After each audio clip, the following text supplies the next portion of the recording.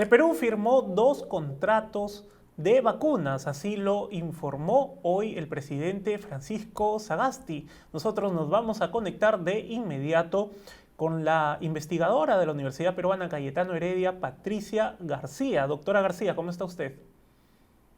¿Cómo estás, Oscar? Muy bien. Vimos un tuit de usted donde celebraba, bueno, esta noticia que recibimos sobre el mediodía. Entonces queríamos consultarle, doctora, ahora qué viene para el país. Se anunció que llega en enero, que llega este mes un millón de dosis.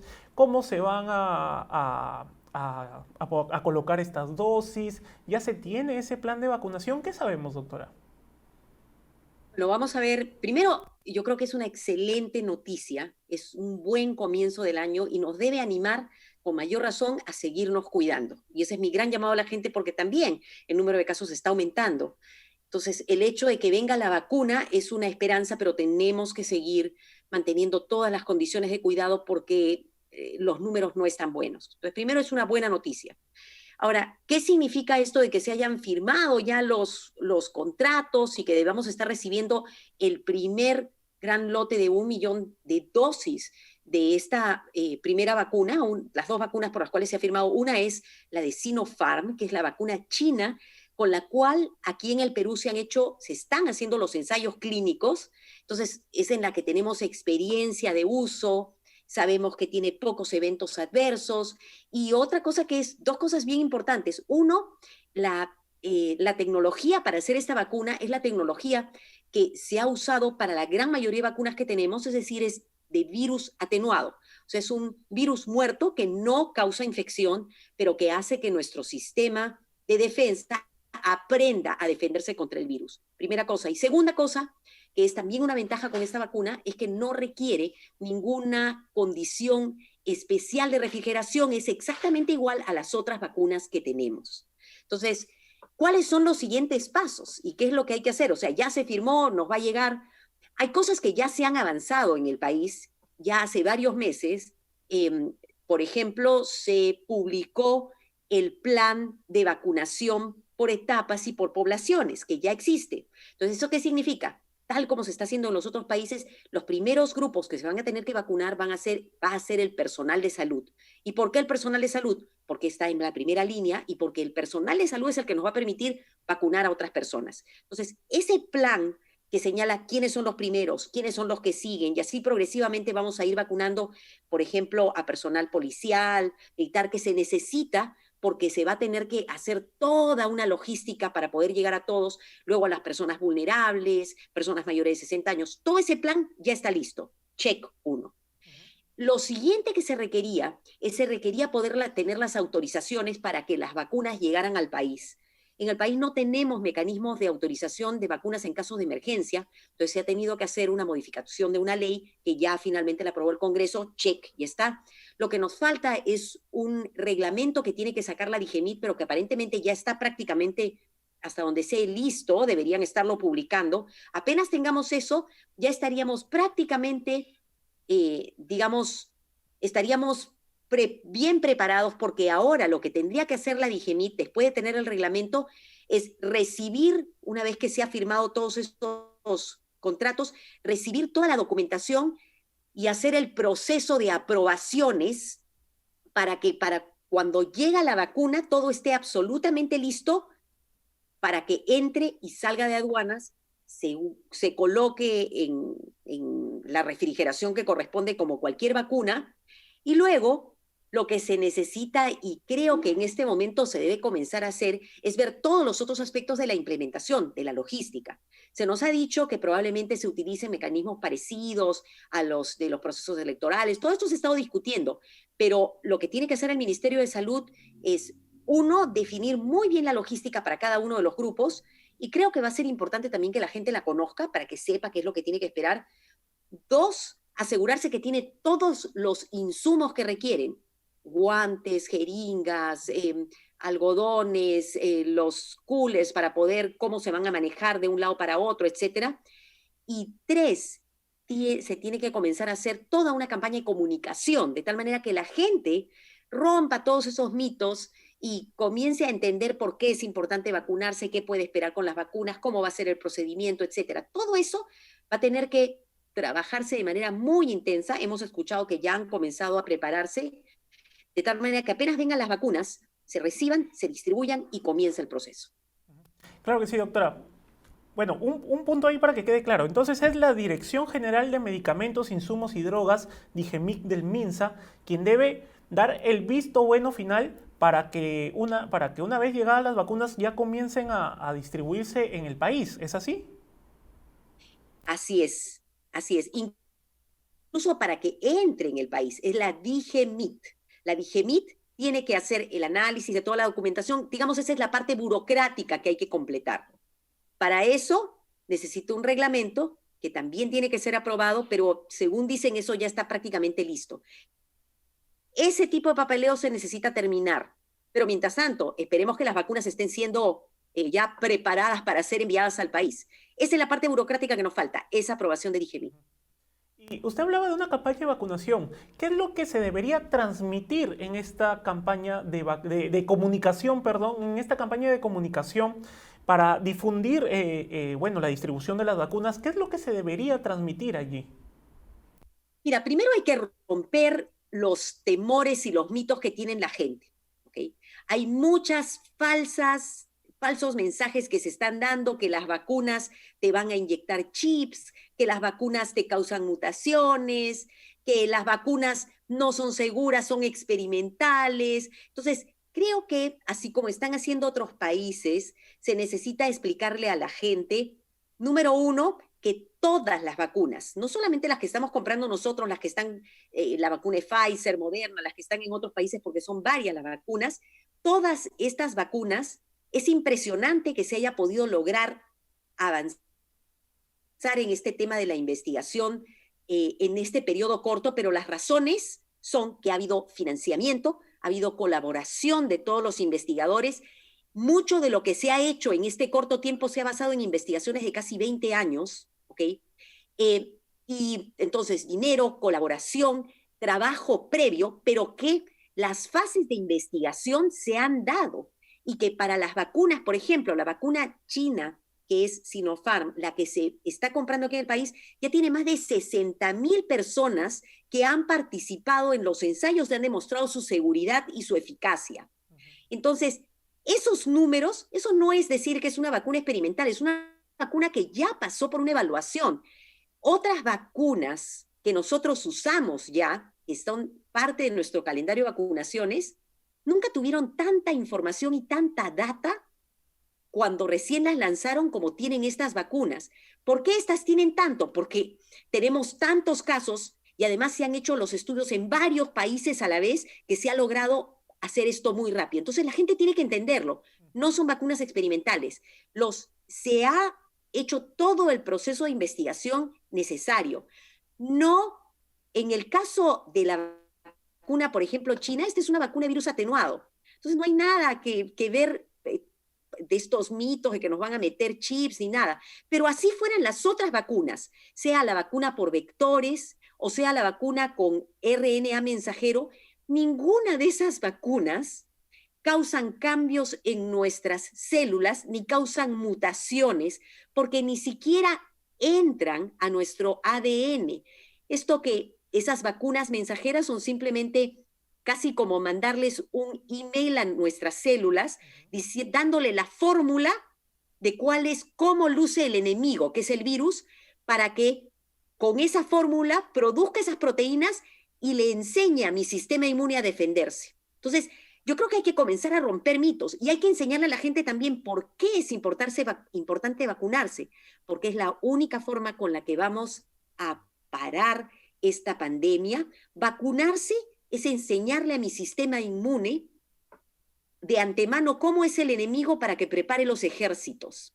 Y si es que se presenta el enemigo que es el virus, mis ejércitos están listos y no me infecto. Eso es vacunarse. Entonces hay que enseñarle a las personas esos conceptos y también habrá que enseñarles cómo va a ser el proceso para que la gente no se desespere porque va a tomar un poco de tiempo todo el proceso y una vez que se dé el proceso para que sea ordenado y, digamos, el proceso de vacunación no implique que la gente se vaya a exponer.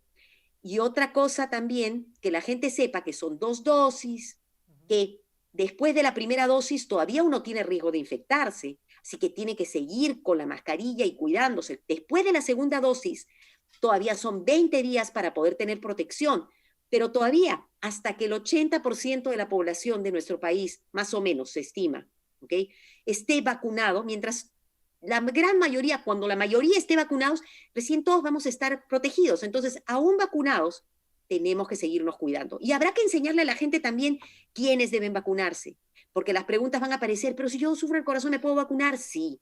Pero si yo tengo VIH, ¿me puedo vacunar? Con mayor razón. Si yo tengo tal... Entonces, todas esas consideraciones hay que irlas y hay que irlas enseñando a las personas progresivamente y respondiendo preguntas. Eso es una gran tarea. Precisamente, doctora García, ya que usted decía, vamos respondiendo a las preguntas de la gente se pregunta, por ejemplo, pero ¿por qué esta vacuna tiene una eficacia, una eficiencia del 79% y la de Pfizer tiene 95%? ¿Cuál es la diferencia? Eh, un ratito, que no sé dónde me han sacado 75. En los Emiratos Árabes, que es, por ejemplo, uno de los primeros resultados que ha salido de esta vacuna, la eficacia es del 85%.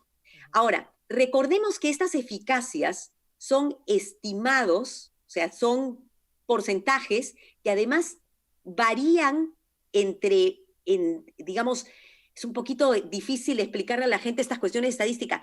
No es una eficacia exactamente 85%.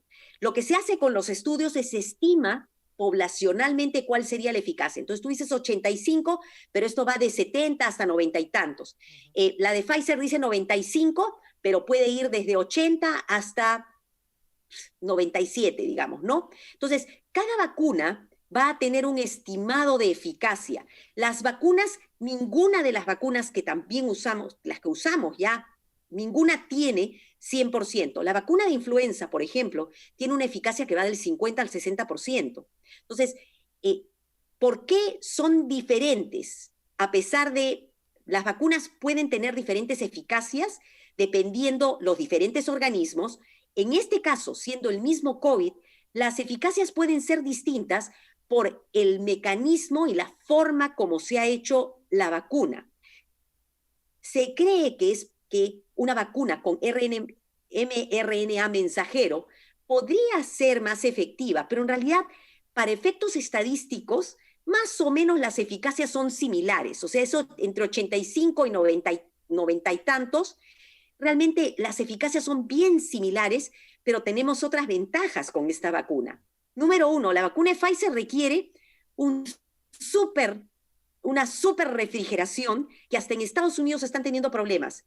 Y lo peor es que si tú rompes esa cadena de frío de menos 70 grados o en algún momento esto se altera, tú no te vas a dar cuenta que la vacuna se malogró. Entonces esa eficacia que te hablan de 95% se puede ir a 0%.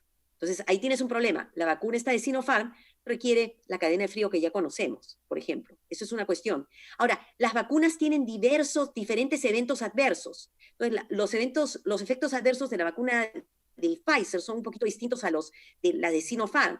Básicamente, los eventos adversos que se ha visto con Sinopharm es dolor en la zona de la inyección, un poco de hinchazón. Algunas personas tienen, bueno, lo clásico, ¿no? La fiebre, los síntomas característicos muy leves que podrías tener con COVID, pero una proporción más pequeña. Entonces, no deberían ponerse a pensar por qué la otra tiene 95, 85. Para efectos prácticos, una vacuna que está por encima del 75%, inclusive la OMS, y esto te los comento, cuando se estaba hablando acerca de vacunas, y ya se había consolidado el concepto de que las vacunas que tuvieran por encima del 60% de efectividad iban a ser tomadas por los países. Eso era nuestro objetivo, era 60% de efectividad, porque con eso se podía realmente manejar mejor esta pandemia. Pero las vacunas nos están mostrando que tienen mucha mejor efectividad. O sea, que ese 85% es excelente, 76% es excelente. Y tenemos que pensar ahora cómo implementarlas. Lo más importante no solamente es la efectividad de la vacuna, sino que más gente se vacune y cumpla con sus 2 dosis de manera correcta. Doctora, otra pregunta acá que nos hacían, y quiero aprovechar su presencia, es que hace unas semanas la Universidad Peruana Cayetano Heredia suspendió algunos días el ensayo clínico, ¿verdad? Porque se presentó un efecto adverso en un paciente. ¿Qué pasó realmente ahí? ¿Cuál fue la verdadera causa de esta suspensión momentánea que hubo del ensayo clínico? Ya, yo no conozco todos los detalles, yo no soy investigadora de ese ensayo, es el doctor Germán Málaga. Germán Málaga, Y sí, no sí, sí. el doctor Germán Málaga, él es el investigador principal.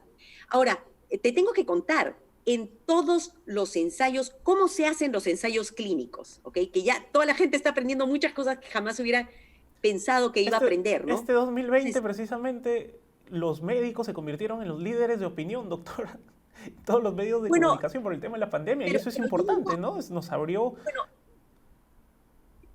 claro, yo diría al revés, más que los médicos se han vuelto, digamos, líderes de opinión, yo diría que las personas han comenzado a darse cuenta qué importante es la salud, porque sin salud no tenemos nada, eso es uno. Segundo, han comenzado a entender qué cosa es salud pública, pero además están recibiendo, los periodistas y la gente en general están recibiendo un curso intensivo de lo que es salud pública, vacunología, es increíble.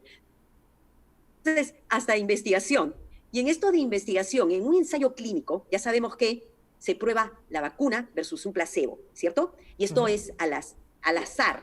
Pero también existen dentro de la estructura, existen grupos de expertos que trabajan dentro del ensayo clínico de manera independiente y se encargan de evaluar cuando aparece cualquier evento adverso y la agencia regulatoria, que en este caso el INS, la DIGEMIT, cualquier cosa que pasa, que sale fuera de lo normal, se le informa y en la estructura de los ensayos clínicos, en ese momento se decide parar el reclutamiento hasta que el grupo de expertos evalúa qué fue lo que pasó, si puede estar o no relacionado con algún aspecto del ensayo o de la vacuna y si es seguro continuar. Esa es digamos, una forma de actuar estándar en todos los ensayos clínicos.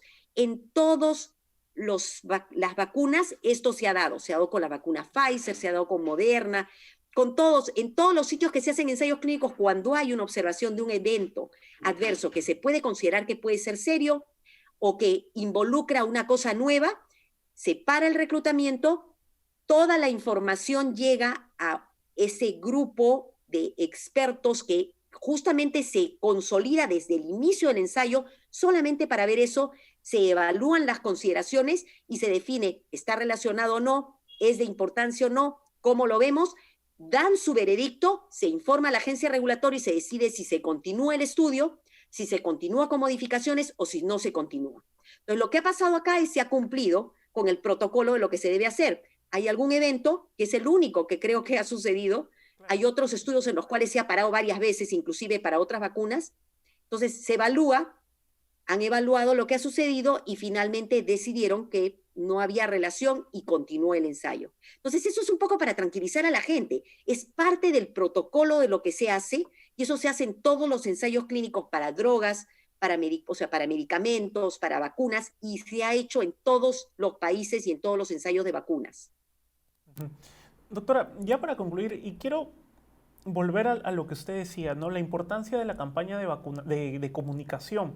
¿Por qué? Porque ahora, pues, vamos, a todos, creo que a usted también seguramente le ha pasado en estos grupos de WhatsApp donde tenemos a la familia, a los tíos, a los primos, llegan cadenas en donde hablan de los microchips, donde hablan que les van a inyectar, que los van a convertir en celulares, etcétera. Entonces, ¿qué le puede decir a esas personas bueno, viven bombardeadas también por la información que les llega vía WhatsApp y no tienen más allá que los medios de comunicación serios o algunos mensajes del gobierno o escuchan algunos investigadores, médicos como usted hablar del tema de las vacunas, pero vamos, llega más cantidad de fake news que información cierta? ¿Qué le puede decir a estas personas?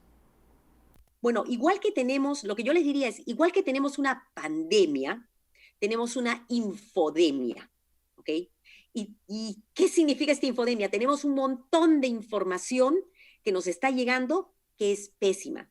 Yo les diría, primero, a aquellos que reciben algún mensaje a través del WhatsApp, mejor bórrenlo, no lo estén compartiendo, sinceramente, porque cada cosa que se ve es impresionante. Creo que la gente está viviendo en ciencia ficción, hay gente que debe estar aburrida, y comienza a inventar todo tipo de cosas, y llegan de todas partes del mundo, llegan. Es interesante que algunos inclusive se dan el trabajo de algo que esté en inglés, lo traducen al español y lo comienzan a compartir. Yo creo que esa es una pésima práctica. Entonces, mi primera cuestión es, por favor, ¿saben qué? Todas esas cosas que le lleguen, no las compartan. Traten de buscar fuentes fidedignas. Yo creo que los medios en el país han estado haciendo un excelente esfuerzo, tratando de buscar también voceros que conozcan acerca de los temas. Efectivamente, yo creo que por esa razón es que se necesita que también el Estado peruano, el gobierno, pueda tener algunos videos, algunos spots, algunos espacios en los cuales se pueda responder las preguntas a las personas. Mira, y perdóname, y esto no es Publicherry, pero una de las cosas que he tratado de estar haciendo, por ejemplo, tenemos este programa en el Canal 7 que es Cuerpo Médico. Una de las razones por las cuales tratamos o acepté poder establecerme es porque veo que hay tantas preguntas y no hay quien pueda responder. Entonces, existen, incluso hay algunos profesionales. El problema también es que a veces es difícil definir quién es el profesional, el experto o no el experto, porque por ahí también comienzan a aparecer, alguien dice, yo soy de una asociación científica, dicen, ay, sí, la ciencia sí vale, vamos a hacerle caso. Y es bien difícil, yo entiendo la necesidad de informarse, pero resulta que también estamos encontrando que hay gente que se hace pasar porque es científico o porque sabe del tema y todo el mundo ahora es un experto. Una de las cosas que les quiero decir para los que nos están escuchando, ¿ok? La primera cosa es que en el tema de vacunas se ha trabajado a nivel mundial, globalmente, para que cada uno de los pasos que se dé asegure que el resultado de las vacunas sea confiable, sea seguro y mantenga toda esa robustez que siempre necesitamos en la investigación. Todas estas cosas que comienzan a parecer que nos van a convertir en autómatas, chips y ese tipo de cosas, aparecen en parte por ignorancia y también en parte porque hay grupos antivacunas que ya sea por intereses, que no intereses comerciales o por simplemente otro tipo de intereses basados en creencias, lo que quieren es que no se vacunen. La vacuna va a ser lo único que nos va a ayudar y las vacunas están bien hechas, son seguras y no solamente a nivel del país, sino a nivel global con la Organización Mundial de la Salud y otras organizaciones, realmente se está viendo y los grupos científicos también, hay diferentes coaliciones en las que se está trabajando para poder asegurarnos que esas vacunas que finalmente están saliendo se hayan manejado de la mejor manera, de tal manera que todos como humanos, como humanidad, podamos salir de esta pandemia. Entonces, lo primero es que si les comienzan a hablar cosas y barbaridades acerca de las vacunas, bórrenlas y traten de buscar buenas fuentes.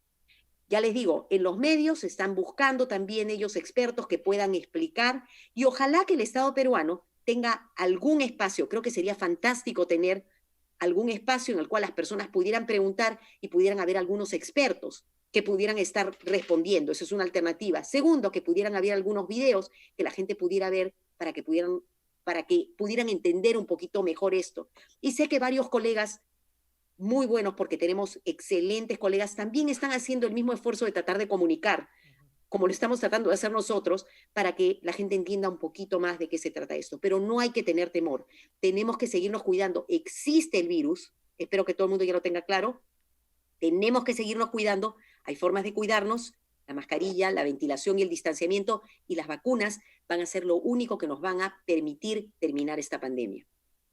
Claro que sí, doctora. Por eso le decía la importancia de que en esta pandemia, en este 2020, los médicos, los científicos, los investigadores hayan asumido ese papel de líderes de opinión, ¿verdad? Ante tanta desinformación que corre en las redes sociales, en los teléfonos celulares. pues es importante y creo, desde acá, desde Perú 21, creemos que el Estado también debería resaltar más la imagen y los mensajes que dan los médicos, los científicos con respecto a la pandemia del coronavirus y ahora con el tema de las vacunas. Entonces, doctora, desde acá la emplazo porque le queda una larga tarea por delante en estos meses, doctora Patricia García. Bueno, nos queda a todos, porque recuerda que todos tenemos una responsabilidad en este tema.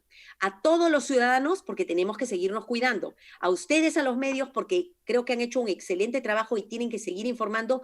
A los médicos que están en la primera línea, porque tenemos que seguir trabajando y a todos los que podamos comunicar para poder hacer las cosas más sencillas. Y sí, y vamos a tratar de seguir aclarando en todo lo que se pueda.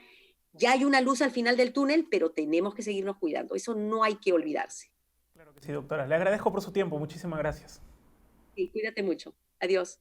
Bien, fue la doctora Patricia García, investigadora de la Universidad Peruana Cayetano Heredia, ex ministra de Salud también, y ella nos decía algo importante, un punto importante.